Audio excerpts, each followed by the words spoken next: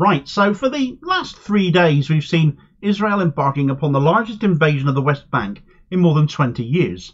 No longer content, it seems, to continue to just repeatedly pummel the rubble of what was once the Gaza Strip, they've now moved on to the West Bank. The army's moved in, bulldozers have moved in, tear gas is being deployed, the gas lines, the water pipes, the pavements are being torn up, but Hamas are not in the West Bank, we've always been told, haven't we? After 11 months of genocide in Gaza, why all of a sudden now is there Hamas in the West Bank that has to be dealt with? Awfully considerate of them to stand by and wait until Gaza was razed to the ground before making themselves known, wasn't it? And forcing Israel's hand to now invade the West Bank and deal with them, isn't it? Unless, of course, this is all one big fat lie and it's just Israel's justification for rolling out its genocide to that other part of the occupied Palestinian territories. The much larger part of that. And when that genocide in Gaza began in the north of the Strip and worked its way south, so it seems the north of the West Bank is where Israel have conveniently discovered Hamas. So they can conveniently begin all over again at that point. And I wonder if they'll continue working their way south from there. Am I the only one struggling to believe Israel's line in all of this? I'd like to think not. Gaza, they're committing a genocide.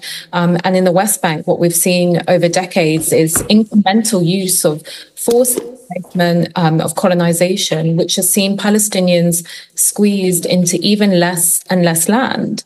And so I think what we're seeing now is that Israelis see the opportunity. They see that they've gotten away with mass murder on such a horrific scale, the genocide, and they haven't faced any consequences from the international community. They've actually been rewarded with continuing diplomatic relations, with continuing arms sales.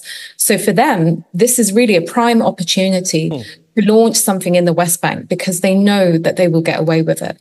Dr. Hawari, let me just be very clear with what you're suggesting. You're suggesting that because of the way that the IDF have prosecuted the war in Gaza, they now feel emboldened to do something similar within the West Bank. Yeah, absolutely. And, you know, as I said, the Israeli regime uses different tactics and strategies for different communities of Palestinians. So it might not necessarily look like what we have seen in Gaza, but the end goal is always the same. And that's really to have as much land with as little Palestinians on it as possible. Right, so that was a clip of Dr. Yara Hawari, the co-director of the Palestinian Policy Network, a pro-Palestine think tank, speaking to Sky regarding Israel's massive invasion now of the West Bank. Now 3 days in its customary manner, starting by picking off the weakest targets there, in this case the refugee camp at Jenin and in the surrounding area. Just what is it with Israel and striking refugee camps? What is it about them they like striking them so much? Hawari gave an excellent accounting, I thought, of exactly why Israel is really in the West Bank. They are there because they can basically get away with being there. They have been shielded and protected by their AIPAC-funded allies in the US and similar in other pro-Israeli states, despite having obliterated the Gaza Strip, and now feel emboldened enough to carry on in their desire to wipe out what remains of Palestine, in gross violation of international law, and nobody seems prepared to ever stop them, because any attempt to gets vetoed by those same bought and paid for vested interests. Everything that is meant to prevent genocide and another descent towards world war, as this situation in the Middle East risks escalation too, is undermined because of politicians in the pockets of Zionists. Thus far, Jenin, home to some 50,000 people, along with other assaults nearby, Nablus, Tuba and Tulkarem, has seen 10 Palestinians killed, with many more wounded at time of writing. Now, Israel's Foreign Minister, Israel Katz, issued a statement which makes for rather interesting reading in the context of this video and what I've just spoken about there. He said, "The IDF is working intensively from tonight in the Jenin and Tulkarem refugee camps to thwart Islamic Iranian terrorist infrastructures that have been established there. Iran is working to establish an eastern terrorist front against Israel in the West Bank, according to the Gaza and Lebanon model, by financing and arming terrorists and smuggling advanced weapons from Jordan. We must deal with the threat just as we deal with the terrorist infrastructure in Gaza, including the temporary evacuation of Palestinian residents, and whatever steps are required. This is a war for everything, and we must win it." So no mention of Hamas there then. Certainly no hostages are being held in the West Bank either, are they? Though Israel obviously hold many hostages they've taken from the West Bank. The press call them prisoners though, so that's okay then, notwithstanding the fact they don't necessarily get held on any charges or even get told how long they're going to be held for. No, it's Iran in the West Bank now, according to this guy, with weapons coming from Jordan. Jordan, who have ostensibly been helping Israel for the most part over the last 7 months. So where did Hamas come into this? Because it is literally all the pro-Israeli sources are talking about today.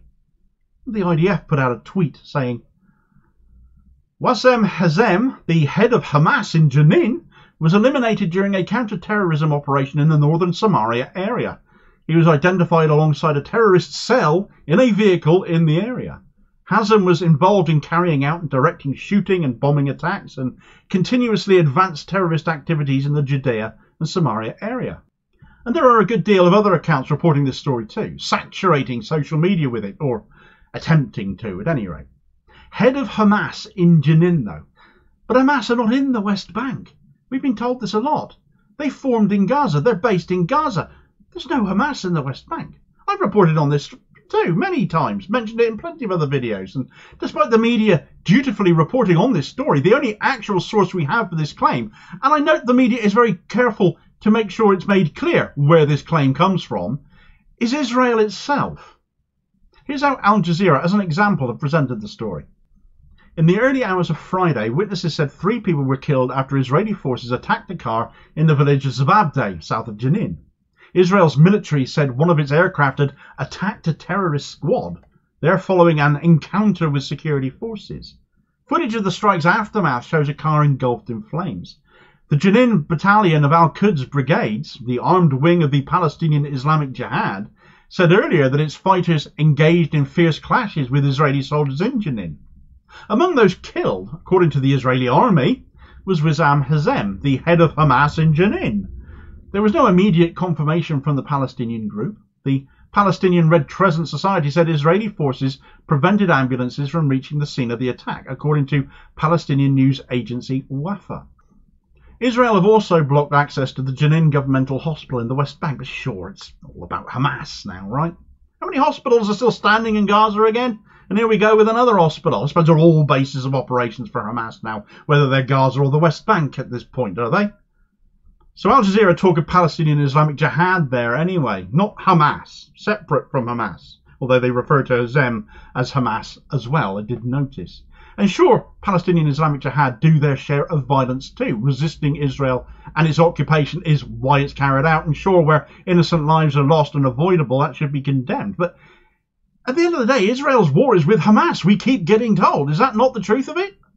How much Hamas must be in the West Bank for them to warrant such a massive, largest in 20 years operation? Hamas came out of Gaza. They're based in Gaza. And it's Hamas who took those hostages, if you really want to believe that is what this is all about still, given how poor Israel has actually been at rescuing them. But that is one reason cited for them not to stop. Palestinian Islamic Jihad don't have these hostages. We know Hamas took them. But is one resistance group as good as the next now? Is this just an attempt to muddy the waters by Israel? If all of these groups can be attributed to Hamas, even referred to as Hamas, then surely that will end up helping their narrative that they need to widen their efforts to the West Bank to ensure Netanyahu's crackpot total victory nonsense, when really it's just an expansion of the genocide to wipe out Palestinian people completely. What we're seeing here is exactly as Dr. Hawari said. It's an excuse to carry on its genocide against the Palestinian people. There is zero excuse, zero justification in what we've seen happen in Gaza now happen in the much larger West Bank as well. It's a land grab, it's an oppression where the oppressor gets away time after time with claiming to be the oppressed, claiming to be the victim, and after getting on for nearly a year of witnessing every bit of barbarity meted out under Netanyahu in Gaza, the thought of that carrying on and still no real, definable, meaningful action by the international community, the UN, neutered so badly as they have been that even their own food agency trucks are not safe from attack because Israel knows it will never face any consequences.